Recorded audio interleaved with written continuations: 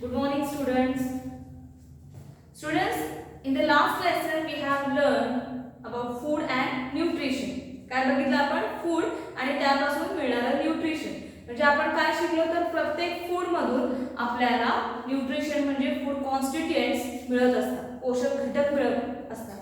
मग त्यासाठी आपण काय करायचं ठरवलं तर प्रत्येक फूड किंवा प्रत्येक फूड स्टफ म्हणजे जी न आवडणारी आपल्याला भाजी असते किंवा जो न आवडणारा पदार्थ असतो तो सुद्धा आपण खाल्ला पाहिजे, कारण त्यातून मिळणारं कॉन्स्टिट्युएंट्स सुद्धा आपल्या बॉडीसाठी खूप महत्त्वाचं असतं आणि गरजेचं असतं.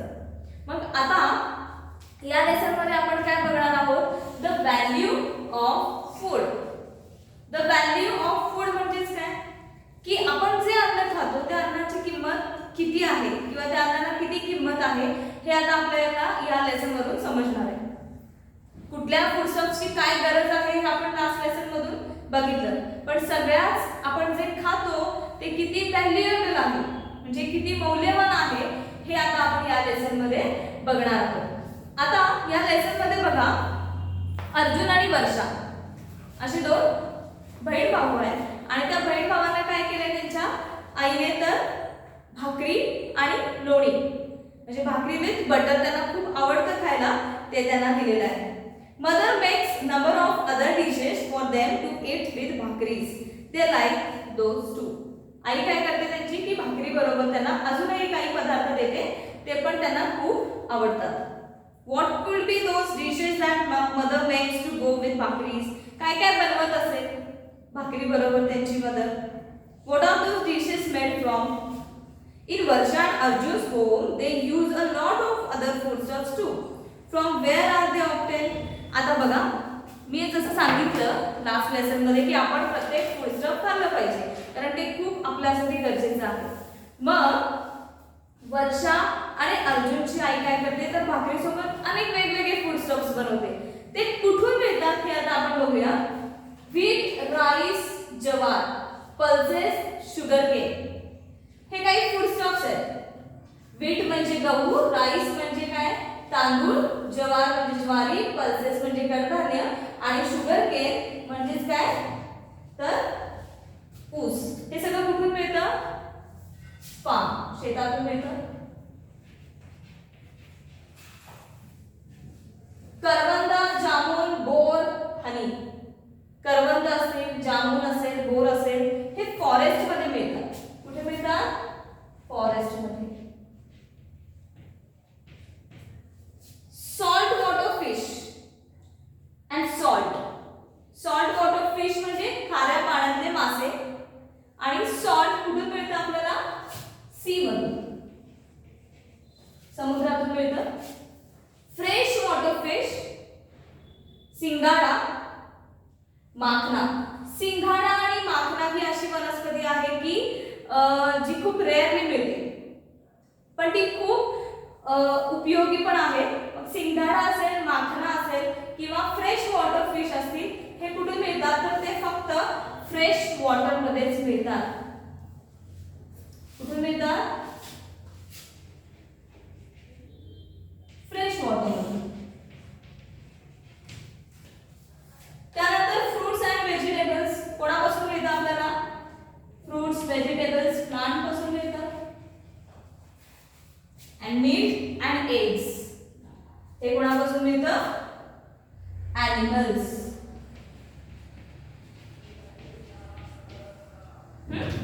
आता कुठून कुठल्या गोष्टी मिळतात हे आपण बघितलं. व्हीट, राईस, ज्वार, पल्सेस, शुगरकेन फार्म मधून किंवा फील्ड मधून आपल्याला मिळतं. त्यानंतर करवंद, जामुन, बोर, हनी हे फॉरेस्ट मधून मिळतं. Salt water fish, salt sea मधून म्हणजे समुद्रातून मिळतं. फ्रेश वॉटर फिश, सिंगाडा, माखना हे कुठून मिळतं आपल्याला? फ्रेश वॉटर मध्येच मिळतं.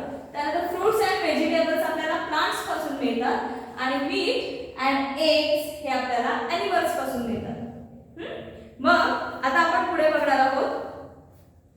Often when serving Varsha and Arjun a meal, mother says take only as much as you want. Food shouldn't get wasted. जेव्हा आई वर्षा आणि अर्जुनच्या ताटात जेवण वाढते तेव्हा ती त्यांना काय सांगते की जेवढं तुम्हाला पाहिजे असेल तेवढंच ताटात घ्या. फूड काय नाही झालं पाहिजे, वेस्ट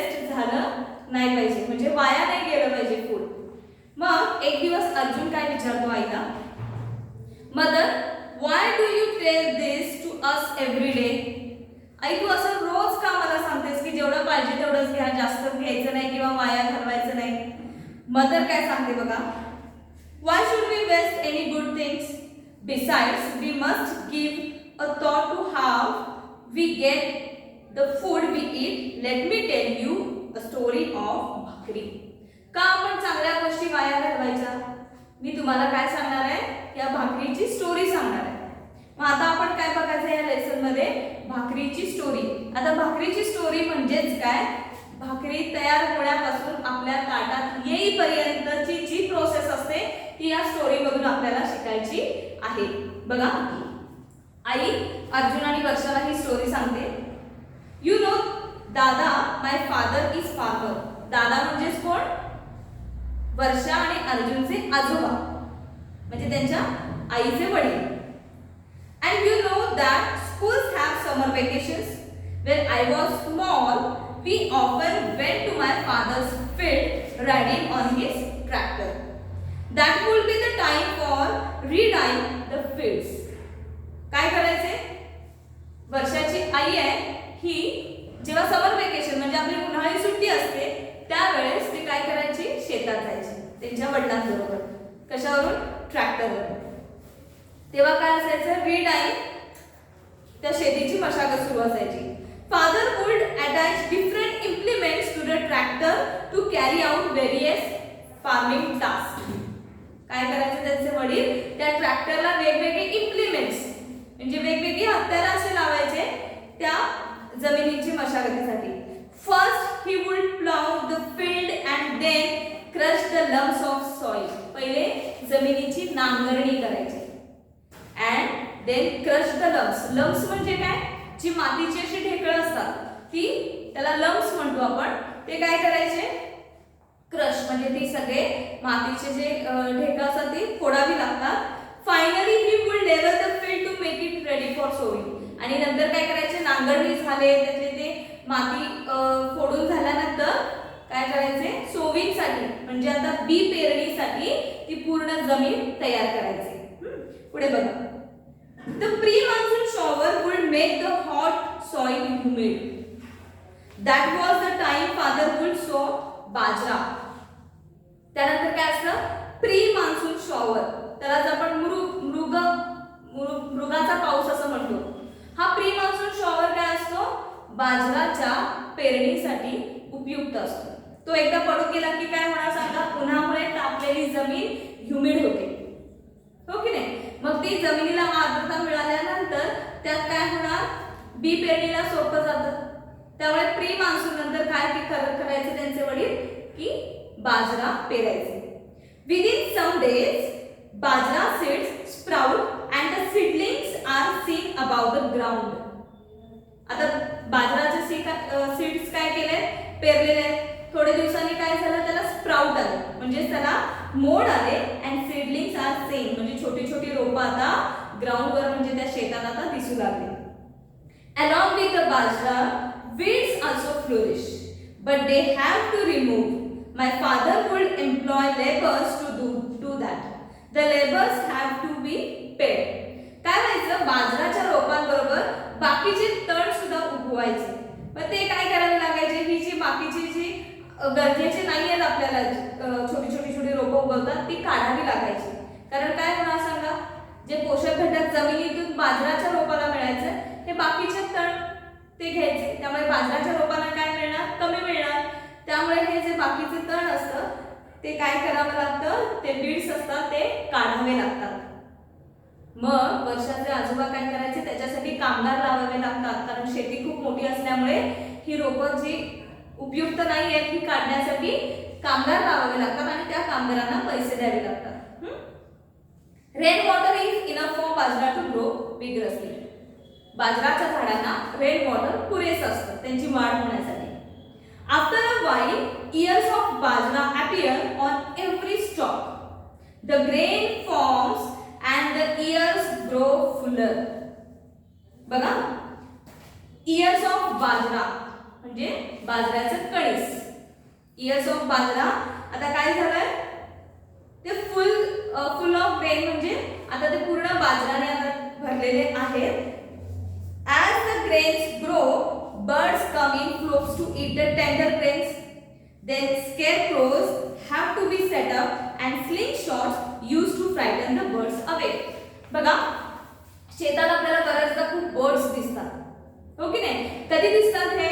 जेव्हा शेतामध्ये धान्य तयार होतं तेव्हा आपल्याला पक्षी खूप दिसतात, कारण ते धान्य खाण्यासाठी ते आलेले असतात. मग आता काय झालं, रेन वॉटरमुळे बाजरा छान तयार झालाय आणि बाजराचे काय इयर्स ऑफ बाजरा म्हणजे जी कणस आहे ही आता ग्रेन्सने भरलेली आहे, बाजराने भरलेली आहे, त्यामुळे तिथे बर्ड्स ते बाजरा खायला येणार. मग तिथे स्केअरक्रोज म्हणजे आपण त्याला बुजगावणे म्हणतो, हे स्केअरक्रोज उभे केलेले असतात. कशासाठी? तर त्या बर्ड्सना वाटायला पाहिजे इथे कोणतरी माणूसच आहे, मग ते घाबरून उडतील, म्हणून तिथे शेतामध्ये स्केअरक्रोज असतात. आणि स्लिंग शॉट म्हणजे गोफण. स्लिंग शॉटने काय करतात, तर त्या पक्ष्यांना, स्लिंग शॉट मध्ये त्या दगड असतो, त्या स्लिंग शॉटने लांब पर्यंत दगड जाऊन पक्षी उडवले जातात. When the ears of corn are full, it is harvest time. आता काय झालंय, इयर्स पूर्णपणे तयार झालेत, बाजराची कणस ही पूर्णपणे तयार झालेत. आता ती काय करायला पाहिजे, आपल्याला कट करून घ्यायला पाहिजे, हो ना? झाडाची फक्त कणस कट करून घ्यायला पाहिजे. पहिलं आपण बघितलं सोविंग म्हणजे काय झालं, पेरणी. त्यानंतर दुसरी काय स्टेप आहे, हार्वेस्टिंग. हार्वेस्टिंग म्हणजे कापणी. सोविंग म्हणजे पेरणी आणि हार्वेस्टिंग म्हणजे ते बाजराचे इयर्स तयार झाल्यानंतर कट करून आपण घेतो, त्याला हार्वेस्टिंग म्हणतात. मग हार्वेस्टिंगने काय केलं, आपण ते सगळे इयर्स कट करून घेतले. That is all the ears of bajra must be cut and gathered. सगळे बाजराचे जे इयर्स आहेत ते कट करून घेतले आणि सगळे गोळा करून घेतले. Then follows threshing and winnowing. Harvesting ने ते सगळे बाजराचे इयर्स कट करून घेतल्यानंतरची स्टेप कोणती असते, थ्रेशिंग अँड विनोविंग. मळणी आणि उफणणी या दोन स्टेप्स येतात. That is how we get the grain from the ears of bajra. या 4 स्टेप मधून आपल्याला बाजरा मिळतो. वर्षा said, I understood cutting and gathering. But what is threshing and winnowing? वर्षा काय म्हणते, मला कटिंग म्हणजे कापलं आणि गोळा केलं तेवढं कळलं, पण थ्रेशिंग आणि विनोविंग म्हणजे काय ते वर्षाला समजलं नाही. So mother said, all right, do what I tell you and you will see we will continue with the story later. मी तुला एक गोष्ट सांगते करण्यासाठी, तू कर आणि त्यानंतर आपण काय करूया, ही गोष्ट कंटिन्यू करूया. तिची आई काय करते, तिला थ्रेशिंग आणि हे विनोविंग समजण्यासाठी एक टास्क दिले, एक काम दिले वर्षाला. बघा, take half a basketful of dried groundnuts pod, divide them into 2 portions. Shell the groundnuts in one portion. How long did this take you? Now put the other portion in a cloth bag and tie its mouth. Pound the bag lightly with the stone or beat it with a stick. Now take the groundnuts out in the tray and tell me what do you see. काय काम दिलं, groundnut म्हणजे भुईमुगाच्या शेंगा सालीसकट घेतल्या आणि त्याला काय केलं, 2 पोर्शन मध्ये डिवाइड करायला सांगितलं. थोडे भुईमुगाच्या शेंगा वेगळ्या काढायच्या आणि थोडे ग्राउंडनट्स वेगळे काढायचे. तिने काय सांगितलं, आधी ते तू हाताने सोड, ग्राउंडनट प्रत्येक शेंग तू हाताने सोड, त्याचं वरचं टर्फल तू काढ. आणि दुसऱ्या पोर्शनचे जे होते ग्राउंडनट्स ते काय केले, एका कापडी बॅगेत भरले आणि त्या बॅगेला वरून काठीने मारायला सांगितलं, किंवा छोटा दगड घ्यायचा आणि त्या दगडाने त्या पोत्यावर मारायला सांगितलं आणि त्याचे बॅगेतून नंतर काढायला सांगितलं. काय झालं सांगा, याच्यामुळे एक एक शेंग सोलायला जास्त वेळ लागला, तर जे दुसऱ्या पोर्शन मध्ये ग्राउंडनट शेल होते ते एकाच वेळेस सगळे काय झाले, क्रश झाल्यामुळे एकदम ते सगळे फोडले गेले. अर्जुन म्हणतो, many of the pods have burst open and nuts have come out. काय झालं, तर त्या पोत्यातून सगळे जे शेल होते ते फुटले आणि त्याच्यातून काय बाहेर आले, तर नट्स म्हणजे शेंगदाणे बाहेर आले. मदर काय म्हणते बघा, this can be called threshing of pods. यालाच म्हणायचं थ्रेशिंग म्हणजे मळणी. वरची जी टर्फल असतात ती काढणे म्हणजेच threshing. Now hold the tray in both your hands, toss it constantly, quickly and lightly in the air. Tell me what happens. नंतर काय करायला सांगितलं, ते सगळं ट्रे मध्ये काढलं होतं. मग त्या ट्रेला काय केलं, त्यातले जे कंटेंट्स होते ते quickly and lightly in the air toss करायला सांगितलं, असे उडवायला सांगितले. आपण सुपात काय करतो, तांदूळ घेतो आणि असं उडवतो. त्यामुळे काय होतं सांगा, जे जड असतात म्हणजे आता शेंगदाणे काय होते, जड होते, ते मागे राहिले आणि त्याचे जे शेल होते ते कसे असतात, लाईट असतात, हलके असतात. त्यामुळे ते वाऱ्याबरोबर खाली पडले. वर्षा काय म्हणते बघा, when I toss the tray the empty shells fall off and nuts are left behind, but why does that happen? मी असं टॉस केल्यानंतर शेल खाली पडले आणि शेंगदाणे ट्रे मध्येच राहिले, असं का झालं, असं वर्षा विचारते. मग त्याच्यावर मदर काय सांगते बघा, the shells are light. भुईमुगाच्या शेंगांची जी वरचं टर्फल असतं ते काय होतं, हलके होते. shells are light, so they get blown by the air and fall off. ते काय झाले, वाऱ्यामुळे उडाले आणि खाली पडले. the nuts are heavier and are left behind. Nuts होते, जे दाणे होते ते जड असल्यामुळे मागेच राहिले, सुपातच राहिले. while winnowing too, the drop of air is used to separate the grains from the chaff. Now let's go on with the story. आता हे टास्क कंप्लीट झालं. थ्रेशिंग आणि विनोइंग समजलं नव्हतं म्हणून तिच्या आईने हे करायला सांगितलं.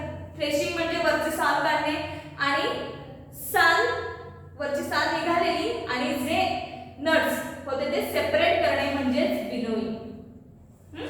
आता हे टास्क झाल्यानंतर मग तिची आई परत स्टोरी कंटिन्यू करते. Now let's go on with the story. दादा used a machine for threshing and winnowing.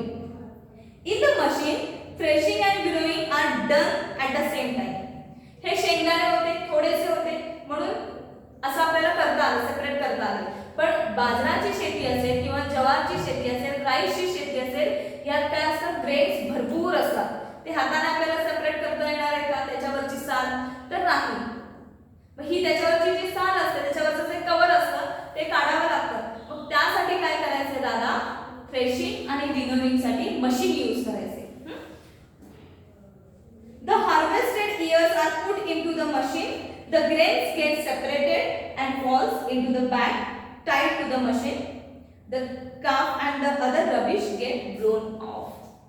काय व्हायचं सांगा, दादा काय करायचं, त्या मशीन मध्ये हे सगळं बाजराचे जे ग्रेन आणलेले असतात, म्हणजे आता फक्त काय केलंय, हार्वेस्ट कट करून आणलेले ते बाजराचे इयर्स काय करायचे, त्या मशीन मध्ये टाकायचे. त्याने काय होणार आहे, थ्रेशिंग होणार आहे. म्हणजे त्याच्या बाजराचं जे वरचं अनवॉन्टेड कव्हर आहे, जे नको आहे आपल्याला कव्हर, ते निघून जाणार आणि फक्त बाजरा राहणार आहे.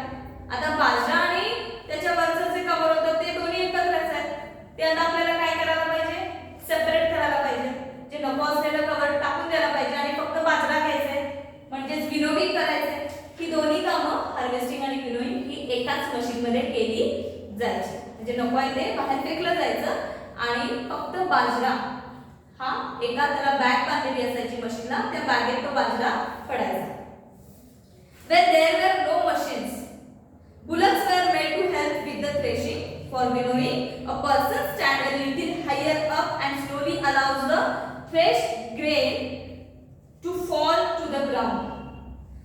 The chaff is carried away by the drops and the grain falls down in a heap. The machine helps to finish the work quickly, but labor and expense have to be put it in any case.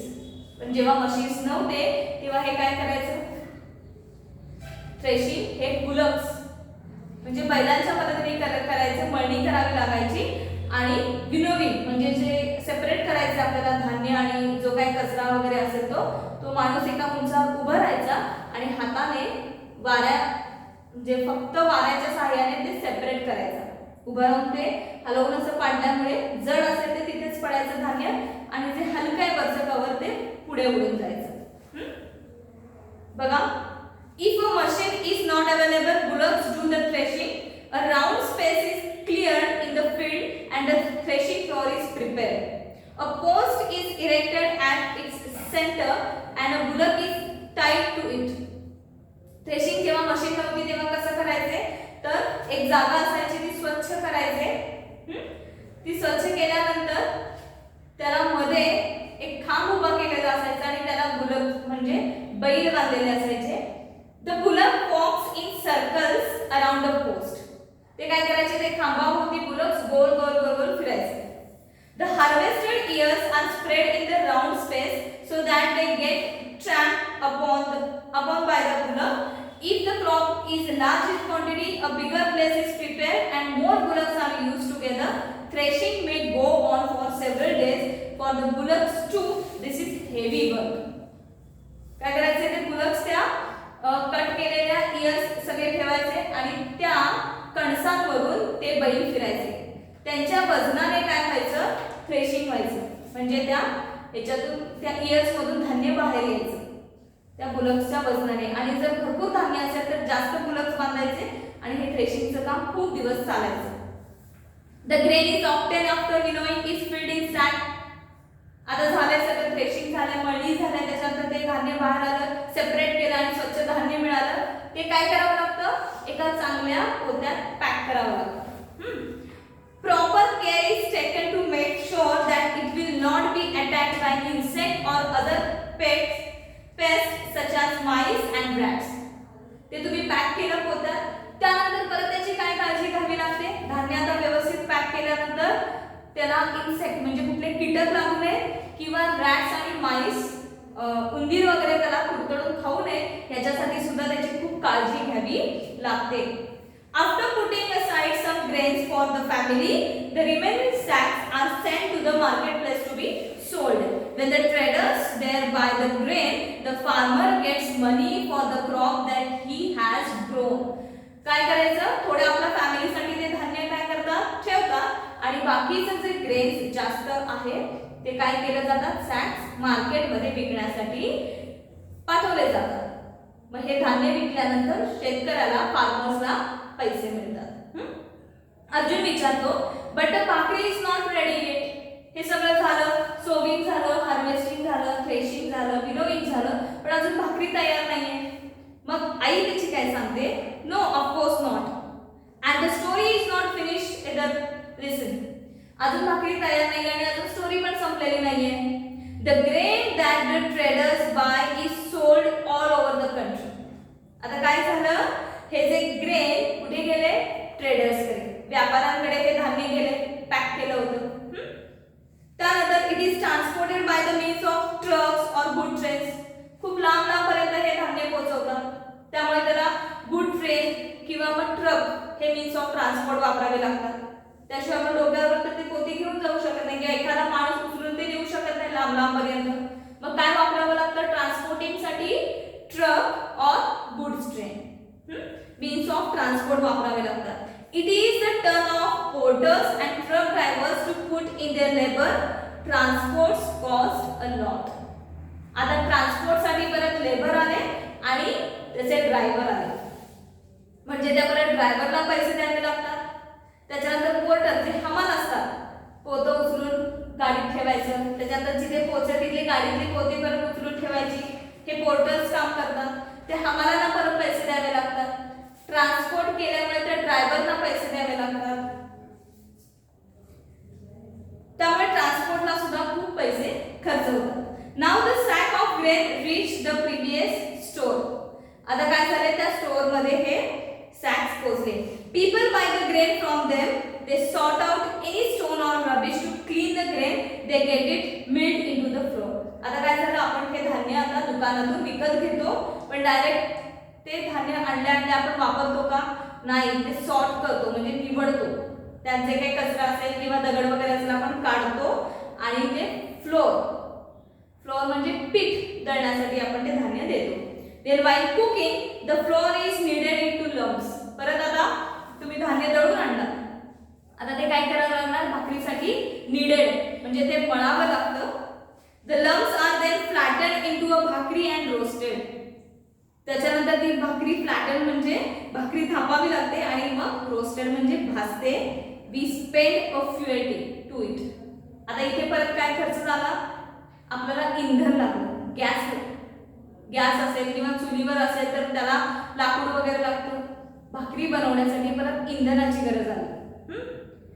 And thus at the end of all this the भाकरी appears in Varsha's and Arjun's plate. आणि हे सगळं केल्यानंतर वर्षा आणि अर्जुनच्या plate मध्ये भाकरी येते. Now would it be right to waste food that we get through the efforts of so many people?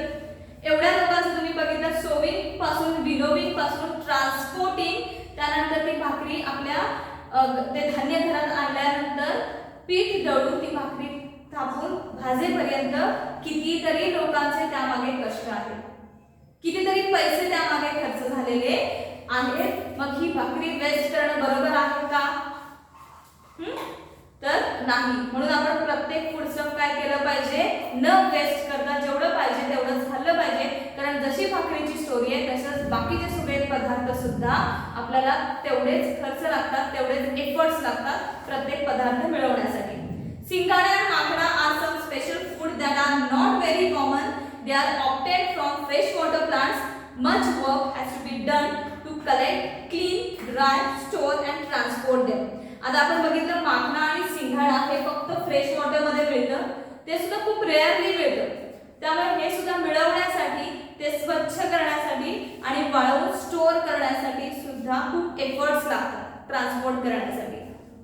आता फूडस्टफ्स, जसं भाकरीचं बघितलं, काही अजून फूडस्टफ्स आहेत. We get fish from water. Fishermen work hard to catch them. There are people who gather and sell fruits like amla, jamun, karvanda, boar which grow in forest.